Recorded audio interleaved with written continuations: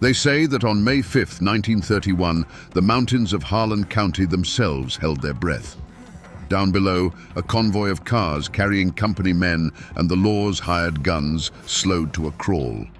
And from the hillsides, an answer came not in words, but in a roar of gunfire that tore the morning apart. This was the moment that would forever define a place known as Bloody Harlan. Was it a murderous ambush, as the coal barons screamed to the world? Or was it the last desperate act of men who had been beaten, starved, and cornered?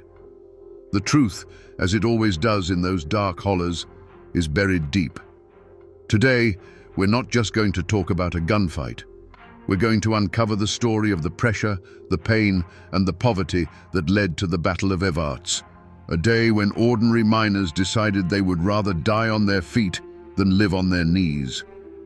To understand the men who took to the hills with rifles that day, you first have to understand the world that made them. Harlan County in the early 1900s wasn't a place of opportunity. It was a kingdom of coal, and every man, woman, and child was a subject. A boy was born in a house the company owned, breathing in the black dust that settled on his cradle. He played in the shadow of the tipple that would one day claim his father, and knew, with a certainty that chilled the bone, that it would one day claim him too. This wasn't just a job, it was a system of total control. You lived in the company's house, so you could be evicted at a moment's notice. You shopped at the company's store, where your dollar was worth 50 cents, and you were paid not in American money, but in company scrip. This private currency was a leash, designed to keep you in a state of permanent debt. A man could spend his entire life deep in the earth, risking his life for a pittance, and still die owing the company money. His debt would then pass to his sons. It was a new kind of feudalism, hidden away in the American mountains. The land itself taught them to be hard. The mountains demanded self-reliance. A man learned to hunt, to fix what was broken, and to stand his ground because no one else was coming to help him. This forged a powerful code, an unspoken law that was older and deeper than any statute passed in a distant capital. You stood by your kin. You looked a man in the eye. You did not suffer an insult to your honor, and you never, ever let an outsider push you off your own ground. The mine was a brutal teacher. Every day was a gamble against a cave-in, a gas explosion, or the slow, suffocating death of black lung. Men watched their friends get crushed, their fathers waste away, their brothers carried out on a stretcher. They learned that their lives were cheap, just another cost on the company's ledger. This constant dance with death bred a certain kind of fatalism, but it also bred a deep, simmering rage. So when the Great Depression hit and the operators demanded that these men work for even less, they weren't just cutting a wage. They were breaking a sacred, unspoken pact. The miners had endured the danger, the debt, and the dust. They had traded their health and their freedom for a life that was just barely livable. By trying to take that last crumb, the company wasn't just making a business decision. They were delivering the final, unforgivable insult to the mountain code. They were pushing men who had nothing left to lose. Before the strike, before the guns, there was a life. It was a hard life, to be sure, but it was theirs. A miner's day began in darkness and ended in darkness, but in between, there were moments of light. A man's kingdom wasn't the mine, and it wasn't the company town. It was the few square feet of his front porch where he'd sit at the end of a shift, bone-tired, and watch his children play in the yard. It was the smell of supper cooking, the one time of day the scent of coal was overpowered by something that felt like home. These men weren't just workers, they were husbands and fathers. They held a deep, fierce pride in their ability to provide, to put food on the table, no matter how meager. They'd come home with their faces permanently stained with black dust, but they would wash their hands clean before holding their babies. Their world was one of small dignities, a well-tended garden, a hymn sung in church on Sunday morning, the quiet respect of their neighbors. This was the life they were defending. It wasn't about a theory of labor, it was about their kids having shoes in the winter. and there was a brotherhood forged in the belly of the earth. Down in the darkness, a man's life depended entirely on the man next to him. They learned to read the groans of the mountain, to listen for the shifting of rock, to trust each other's instincts without a word. This created a bond that outsiders could never understand. They were more than neighbors. They were soldiers in a daily war against the mountain. They shared their last chew of tobacco, covered for each other when the foreman was on the prowl, and mourned together when the mountain inevitably claimed one of their own. This was the world the coal operators failed to see. They saw numbers on a ledger, a list of employees, a cost to be managed. They did not see the tight-knit fabric of a community woven from shared hardship and fierce loyalty. They didn't understand that when you threatened one family, you threatened them all. The world they had built, this fragile ecosystem of kinship and honor, was the only thing they had. And when the company came for it, they were coming for everything. The same mountain that gives a man his strength also carves his deepest flaw. For the miners of Harlan County, that flaw was a pride as hard and sharp as a shard of slate. It was a pride born of survival, a refusal to bow your head to any man, be he a foreman or a king. This wasn't arrogance. It was a deep-seated belief that a man's dignity was the one thing the company couldn't own and the mountain couldn't crush. There were stories told in the camps that every miner understood. A story of a man who put down his tools and walked out of the mine, sacrificing his job and his family's next meal, all because a young foreman from up north had called him boy. He wasn't being defiant for the sake of it. He was upholding a code. To accept the insult would be to admit that the company owned his spirit as well as his labor, and that was a line he would not cross. He lost his job, his home, and was blacklisted from every mine in the county, but he kept his honor intact. This unwavering pride was a kind of psychological armor against the crushing darkness of the mines. It's what allowed a man to walk into the earth each morning with his head held high. But it was also a fatal vulnerability. The operators, in their distant offices, may not have understood the men, but their enforcers on the ground, the gun thugs and the sheriffs, they understood this pride perfectly. They learned it was a button they could push.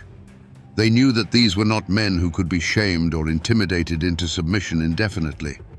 They were men who would bend and bend and bend, absorbing every hardship with a stoic silence. But when you pushed them past that breaking point, when you made it a question of their honor as men, they would not break. They would explode. This pride, this absolute refusal to be seen as less than a man, was the powder keg sitting in the heart of Harlan County. All it needed was a spark. The first affront was the wage cut, a cold dismissal of their worth. The next was the company's response to the union. Any man who joined was fired, his name put on a blacklist that was a death sentence to his career. But the deepest cut, the one that went past the wallet and into the soul, was the evictions. Miners and their families, with nowhere to go, were thrown out of their company shacks, their belongings piled in the muddy road. It was an act of calculated cruelty, designed not just to punish the men, but to break their wives and starve their children. The pressure built until the air in Harlan felt thick enough to ignite. And on the morning of May the 5th, 1931, the company provided the spark. They decided to make a statement. They assembled a convoy of 3 cars, filled not just with non-union workers, but with the most hated symbols of their power, company officials and Sheriff J.H. Blair's deputies, the gun thugs who had been beating and intimidating them for weeks. Their goal was to parade these scabs right through the town of Evarts. This was not a logistical move. This was a deliberate act of humiliation. It was a victory lap for the company, a public declaration that the strike was broken, that the men were beaten, and that the company's power was absolute. To the striking miners, watching from the hillsides where many of their families were now living in makeshift tents, this was an invasion. It was the enemy marching through their territory, flying a flag of contempt. The news passed from holler to holler, not in a shout, but in a low, dangerous whisper. They're coming. That was all that needed to be said. Men looked at each other, a silent understanding passing between them. This was no longer about a contract. This was about honor. It was a direct challenge to their pride, a public taunt. To stand by and watch that convoy roll through town would be to admit defeat. It would be to accept the role of the beaten dog, to bow your head and concede that you were less than a man. And for these men, forged by the mountain's harsh code, that was an impossibility. The moment that convoy was formed, the choice was made for them. Their pride, the very core of their identity, demanded a response. And in Harlan County, a response like that only came from the barrel of a gun. There were voices of reason, you see. There always are. Union organizers, men sent down from the national office, understood the danger. They knew that an open gunfight would bring the full weight of the state down on them. It would give the operators the perfect excuse to call in the National Guard and crush the strike with bayonets and machine guns. Their strategy was one of patience, of holding the line, of winning the war of public opinion. They preached discipline, warning the men not to be provoked, not to give the company the violence it so clearly wanted. But for a man watching his child grow thin, the word patience is a curse. For a man who has been beaten by company thugs and seen his furniture thrown into the street, the idea of discipline sounds like cowardice. The organizers' warnings, however wise, were spoken in a language these miners no longer understood. The company had been communicating in the language of brute force for months. The miners were simply deciding to answer in kind. Their pride, that raw, unshakable mountain pride, could not absorb another blow. The decision wasn't made in a meeting or put to a vote. It was made in silence, in the grim set of 100 jaws. It was the quiet click of a rifle bolt in a dozen hillside tents. It was a man giving his wife a look that said everything before taking his old shotgun down from the wall. One by one, then in small groups, they began to move. They slipped away from the desperate little camps and filtered down through the woods, their movements quiet and purposeful. This wasn't a mob, it was an army assembling. They knew the convoy's route, they knew the land better than any deputy, and they knew the perfect spot, a place where the road narrowed and was forced to cross the railroad tracks at the edge of Evarts. It was a natural choke point, a place where the cars would have to slow to a crawl. They took up positions on the wooded hillside overlooking the road, some behind trees, others in the shallow ditches. They were no longer just striking miners, they were choosing a battlefield. Every man who took his place on that hillside was consciously rejecting a path of peace. He was ignoring the warnings of the organizers. He was turning his back on the slim hope of a negotiated settlement. He was betting his life and the future of his family on the outcome of the next few minutes. The company had offered them a choice: submission or starvation. On that morning, the miners of Harlan County chose a third option: war. The path had narrowed until there was only one way forward, and it was lined with guns. There was a moment just before the first engine was heard when the world went still. The men lay hidden on the hillside, the cool earth pressed against them, the weight of their rifles familiar in their hands. The sun was climbing, casting long shadows through the trees. A bird sang somewhere nearby, oblivious. In that sliver of time, there was a profound silence. And that silence was the final off-ramp. It was the last chance for any man to back away, to slip back through the trees and return to his family. In that quiet, what does a man think about? He doesn't think about labor law or economic theory. He thinks about the look on his wife's face that morning. He thinks about his daughter's worn-out shoes. He remembers the cold knot of shame in his stomach when he had to tell his family there was no food. Then, another set of images floods his mind. The sneering face of a deputy, the sight of a neighbor's furniture sitting in the rain, the memory of a beating behind the company store. This was the final crossroads, not an offer from the company, but a question each man had to ask himself. He weighed the two futures. One was a future of slow, grinding surrender, a life of accepting insults, of watching his family suffer, of dying a little inside each day. The other future was unknown, violent, and terrifying, but it was a future where he stood up. He wasn't choosing between peace and violence. He was choosing between two kinds of death, the death of the spirit or the risk of the death of the body. And then they heard it, a low, distant rumble. The sound grew, becoming the unmistakable growl of automobile engines. That sound shattered the silence and ended the debate. It was the sound of the enemy, confident and arrogant, coming to rub their noses in defeat. Every doubt, every fear, every hesitation was burned away by that approaching sound. It was the final provocation. Along the hillside, you could feel the change. A man would shift his weight, settling the rifle stock more firmly against his shoulder. A thumb would quietly pull back a hammer, the soft metallic click barely audible. Eyes narrowed, focusing on the bend in the road. The final crossroads had been passed. The choice was made. The silence of peace was over, and the sound of the reckoning was on its way. The three black cars came around the bend, slow and arrogant. They looked alien against the green hills, like beetles crawling across a leaf. To the men watching from above, they weren't just vehicles. They were steel-skinned symbols of a power that had crushed them for a generation. As the convoy slowed for the railroad tracks, the air grew so tight it felt like the whole world was a clenched fist waiting to strike. Who fired first? The company swore it was an ambush, a cowardly volley from the trees. The miners swore a deputy in the lead car leveled his pistol, and a single sharp crack broke the morning peace. The truth was lost in the first echo, because that one shot was answered by a deafening chorus from the hillside. The argument that had raged for months in company offices and desperate tent camps was suddenly, permanently over. The time for talking was done. The world dissolved into noise. It wasn't the clean sound of a single shot, but a chaotic, rolling thunder that battered the eardrums and shook the leaves from the trees. It was the roar of old hunting rifles, the heavy boom of shotguns, and the crack of pistols, all woven together into a single, terrifying sound.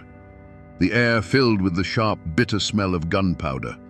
Splinters of wood flew from the trees, and pockmarks appeared on the steel bodies of the cars as if from an invisible hailstorm. For each miner on that hillside, the world narrowed to a single point. It was the face of a man in a car, a man who represented the beatings, the evictions, the hunger. The kick of the rifle against a shoulder was a physical release of a year's worth of stored-up rage and helplessness. There was no strategy, no battle plan. There was only a raw, primal instinct to fight back, to finally answer force with force. Inside the cars, it was a trap. The world became a terrifying drumbeat of impacts against the metal frame. There was nowhere to run, nowhere to hide. One of the hated company guards in the lead car suddenly slumped forward without a sound. In another car, a company official cried out and went down. The illusion of their power, the authority that came from their guns and their money, was being shredded one bullet at a time. Then, almost as suddenly as it began, it stopped. The roaring faded into a few last, sporadic shots that echoed away into the mountains. A heavy, ringing silence rushed in to fill the void. Blue-gray smoke drifted through the trees, slowly clearing like a rising curtain. In the stillness, nothing moved. The birds were silent. The engines of the cars had stalled. A profound and terrible stillness had fallen over the choke point at the edge of Evarts. The battle had lasted only a few minutes, but it had changed everything. When the final tally was made, 4 men lay dead or dying on that dusty stretch of road. One of them was a miner, Jim Penland, who instantly became a martyr. The other 3 were from the company side. The convoy, shattered and bleeding, turned and fled in chaos, leaving their dead behind. The miners had held the ground. They had won the battle. For a long moment after the last car had vanished in a cloud of dust, nobody moved. The miners remained frozen on the hillside, phantom figures in the lingering gunpowder smoke. The only sound was the frantic ringing in their own ears. There was no cheering, no shouts of victory. There was only a cold, stark realization of what had been done. Below them, on the road, lay the undeniable proof. The still bodies, the abandoned cars riddled with holes. They had faced the monster, and for the first time they hadn't flinched. They had fired back, and they had won. But that feeling of grim triumph was fleeting, quickly replaced by a chilling clarity. They were no longer just striking miners fighting for a wage. In the eyes of the law, the company's law, they were now murderers. They had crossed a line from which there was no return. They knew what was coming next. The sheriff would raise a posse of every gun thug in the county. The governor would be called. The full, crushing weight of the state would descend upon these hollers with a singular purpose: to hunt them down. And just like that, the spell was broken. A low voice cut through the silence. Scatter. It was all that was needed. The men didn't run in a panic. They simply faded back into the trees. They melted into the landscape that had birthed them, disappearing up hidden paths and secret ridgelines that no outsider could ever hope to find. They moved with the quiet certainty of men on their own ground, their retreat as disciplined and purposeful as their attack had been. They were now fugitives. The men who had stood as a defiant army just minutes before were now solitary shadows, making their way to hidden cabins and sympathetic farmhouses deep in the mountains. They would be hunted, but here, in the labyrinth of hills and hollows they called home, they stood a chance. The active battle was over. Their role as combatants had ended in the smoke and thunder of that brief, brutal firefight. Their new role was just beginning, that of the hunted. And the war for Harlan County had just entered its next bloody chapter. The bullets fired at Evarts didn't stop when they hit their targets. They traveled onward, invisible and deadly, tearing through the fabric of the entire community. While the men who fired the guns vanished into the mountains, their families were left behind, exposed and vulnerable on the battlefield of the aftermath. They were no longer just the wives and children of striking miners. They were the kin of wanted killers. Doors were kicked in during the dead of night. Women were dragged out and interrogated by deputies whose faces were twisted with a new, vengeful fury. The battle drew a line of blood straight through Harlan County, a line that could never be erased. Before, the division was between strikers and scabs, a bitter but familiar conflict. After, it was between the families of the dead and the families of the killers. Neighbor turned against neighbor, their shared hardships forgotten, replaced by suspicion and a thirst for vengeance. Friendships that had endured a lifetime were severed with a single, hateful glance across a muddy street. The community didn't just break, it shattered into 1,000 sharp-edged pieces. The men on the hillside had fought to reclaim their dignity, to push back against an oppressive power. But their act of defiance gave that power the perfect excuse to tighten its grip. The governor declared martial law. The Kentucky National Guard rolled into the county, their trucks and machine guns a clear message. This was no longer a labor dispute, it was an insurrection. The miners had wanted to free themselves from the company's control, but their actions had brought an even greater power down upon them all, turning their towns and hollers into an occupied territory. The victory on the road was paid for by the hunger in the camps. With the men in hiding, the last trickles of income dried up completely. The women were left to fend for their children in a world that now saw them as pariahs. The small charities and local sympathizers who had helped them before were now too frightened to offer aid. The cost of that brief, violent stand was measured in the bellies of hungry children and the desperate, haunted eyes of their mothers. The tragedy of Evarts wasn't confined to the 4 men who died. It was a slow, creeping tragedy that would stalk the families of the living for years to come. The state of Kentucky did not respond with understanding. It responded with handcuffs and indictments. Dozens of miners and union organizers were hunted down, arrested, and charged with murder and conspiracy. The iron machinery of the law, a power far more methodical and relentless than a posse of gun thugs, was brought to bear. These men, who had lived their lives by a simple, brutal code of honor, were now dragged into a world they didn't understand, a world of courtrooms, lawyers, and the foreign language of affidavits and statutes. The trials were a spectacle, a perfect illustration of the clash between two Americas. On one side stood the prosecution, funded by the coal operators and backed by the state, arguing points of law and presenting a clean, simple narrative of a cold-blooded ambush. On the other side stood a miner in a borrowed suit, his hands still bearing the calluses of the coal face. When he spoke, he didn't use legal terms. He spoke of starvation. He spoke of his children's hunger. He spoke of the endless provocations by the company guards. His defense wasn't written in a law book. It was etched on the faces of his neighbors. He was essentially saying, "They pushed us until we had no choice but to push back."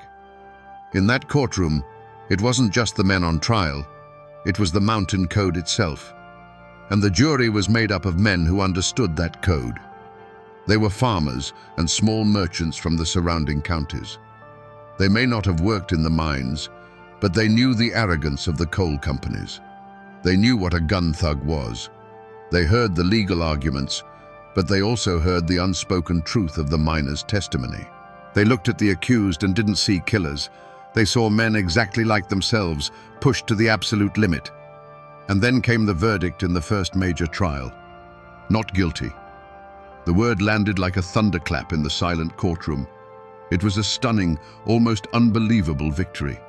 The state, with all its power and all its money, had failed to convince a jury of their peers that these miners were criminals.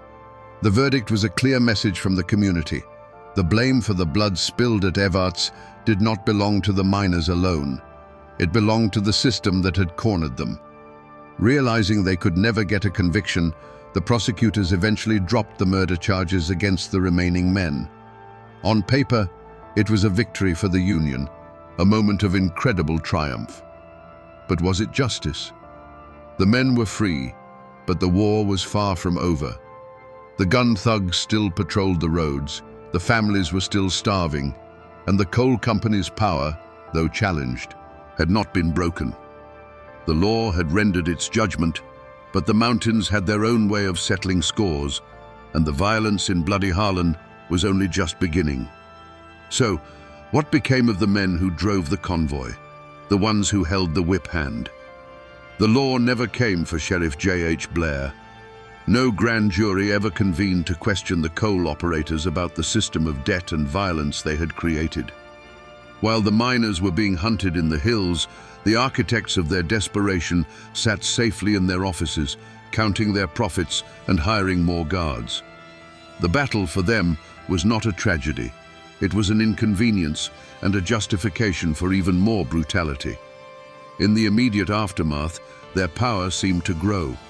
The presence of the National Guard gave them the cover they needed to systematically break the strike. Sheriff Blair and his deputies, far from being investigated, were emboldened. They now had a mandate to treat every Union man as a potential killer. The terror in Harlan County intensified, becoming a long, grinding war of attrition marked by ambushes and assassinations. For a time, it seemed the company had won an absolute victory. But history has its own form of justice, one that is often slow and ironic. By pushing the miners into open warfare, the operators had created a national spectacle.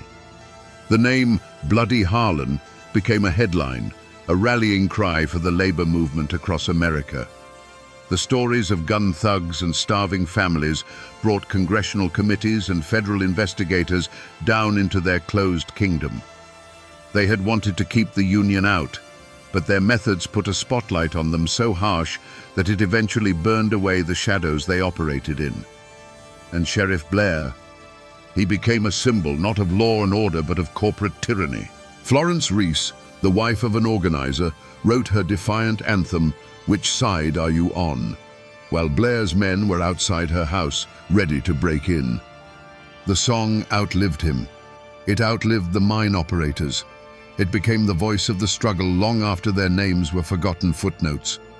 In the end, the company men won the battle and the immediate war, but they lost their anonymity.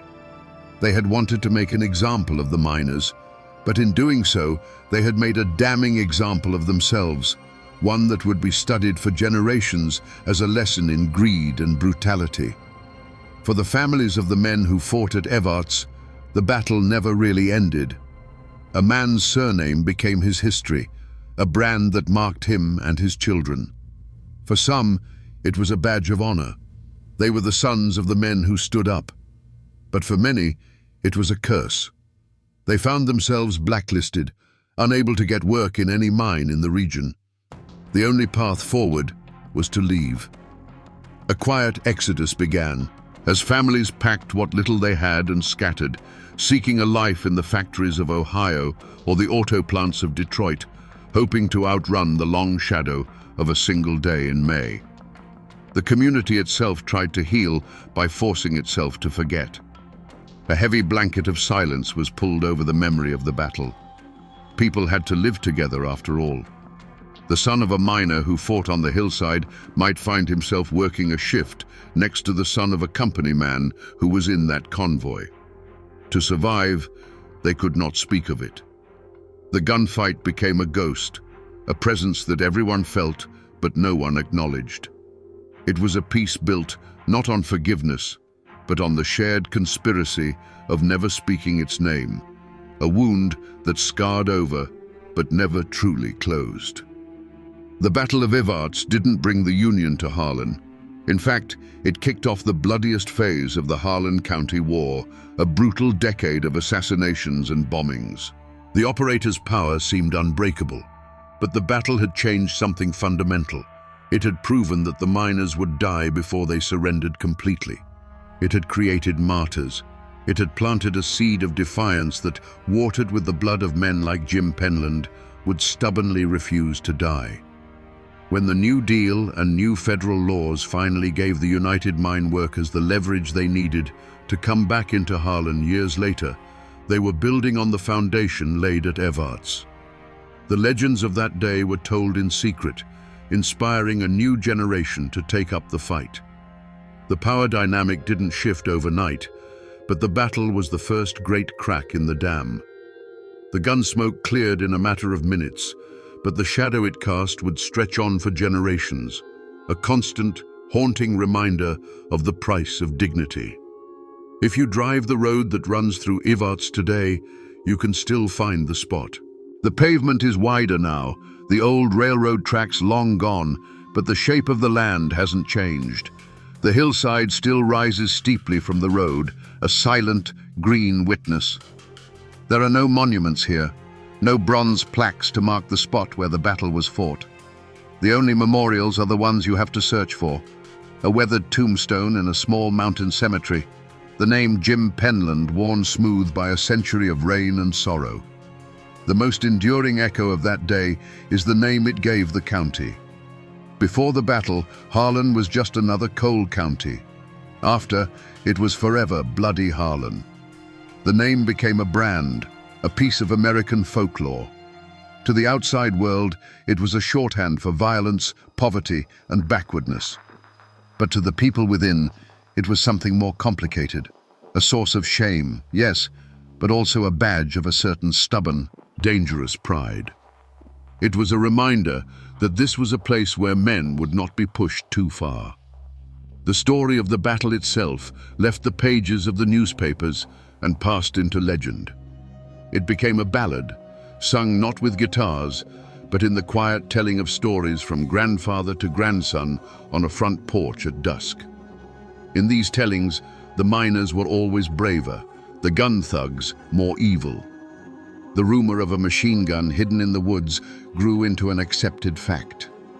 The battle became a modern-day Thermopylae in the mountains, a story told to teach the young what it costs to stand up for yourself. And its anthem, born from the terror that followed, became Florence Reese's immortal question: which side are you on? That question still hangs in the air in Harlan County.